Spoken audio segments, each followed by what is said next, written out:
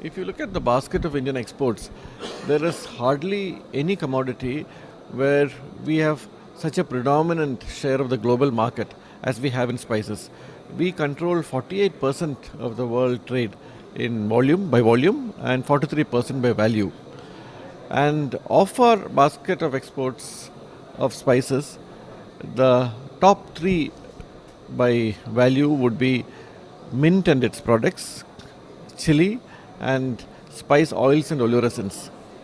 Now, mint is a relatively uh, newcomer into the export basket, grown primarily in Uttar Pradesh, but its value-added products like mint crystals and menthol oil has widespread applications in pharmaceuticals, perfumery, fragrances, and in the latest advances of nanotechnology.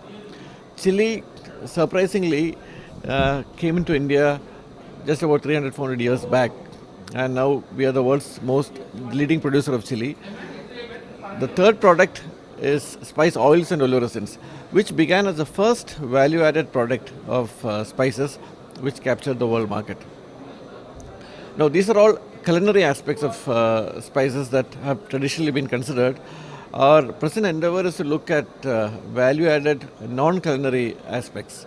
Like we found that if you add the spice essences to candles, then you can have spice flavored candles. You have spice flavored soaps, freshness creams, anti acne creams, and a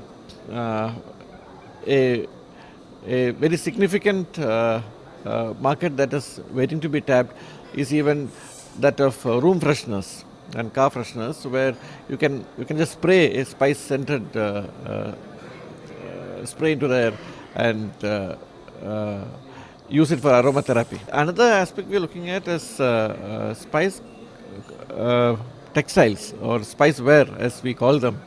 We found that traditionally, if you dip spices in turmeric or ginger, then a part of the spice gets attached to the cloth, and it had tremendous medicinal value.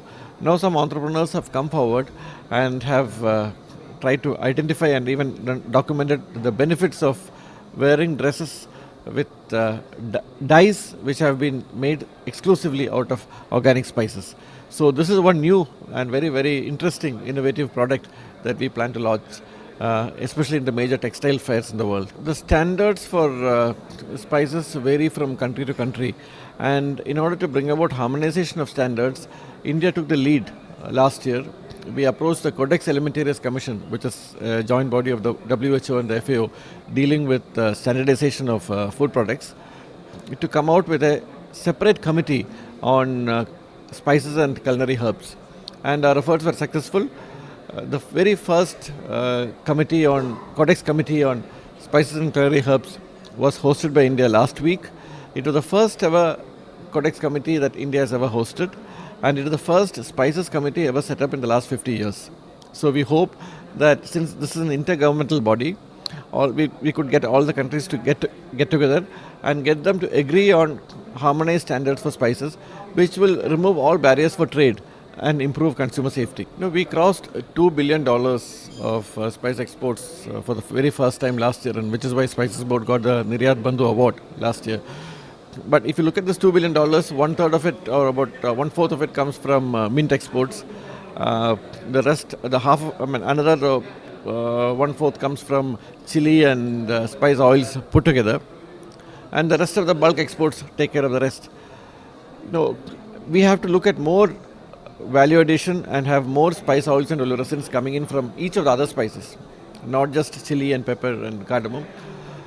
We should also look at non-traditional, innovative, non-culinary aspects of spices in our export basket, which now constitute less than 1% of the total basket. So that is, I think, where the huge potential and prospects lie.